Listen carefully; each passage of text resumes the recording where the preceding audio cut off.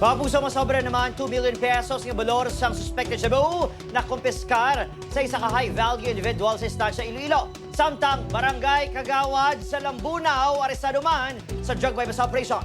Nakatutok Julius Bilacol. Hugot nga ginapanginwala ni Bienvenido Libuna La Rosa, 51 anyos, kag Barangay Kagawad sang Hayubo, Lambunaw, nga iya ang recoveries nga ginlatag sang kapulisan.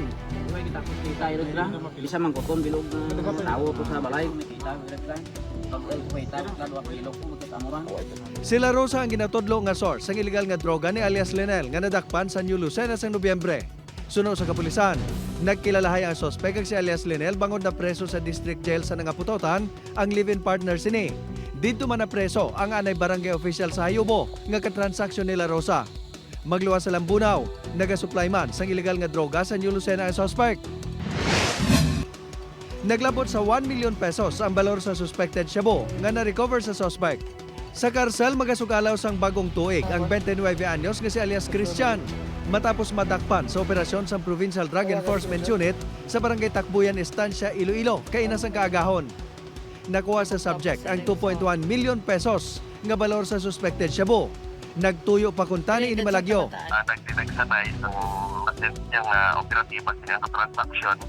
Kag nakuha ini ang valor sang 310 gramos. Ang operasyon ni Christian ang nagasakop sa pila ka banwa sa Quinto Distrito. Ang supply sini ang iya kuno ginakuha sa isa ka babayi nga suno kay Major De Lima, driver sa natakpan sa Sara sang Damlaglang nga si alias Cheche. Nadula na si Chichi sa may kwan sa istansya. Bali sa init sa mga dako man nga ginahulugan. Ang mga recovery ang ginsumiter na sang PDEO sa Regional Forensic Unit. Ang subject ang ginpaidaluman sa drug test. Detain ang subject sa Estancia MPS kag nagapangtubang sang kaso nga paglapas sa Comprehensive Dangerous Drugs Act of 2002. Julius Bilacol.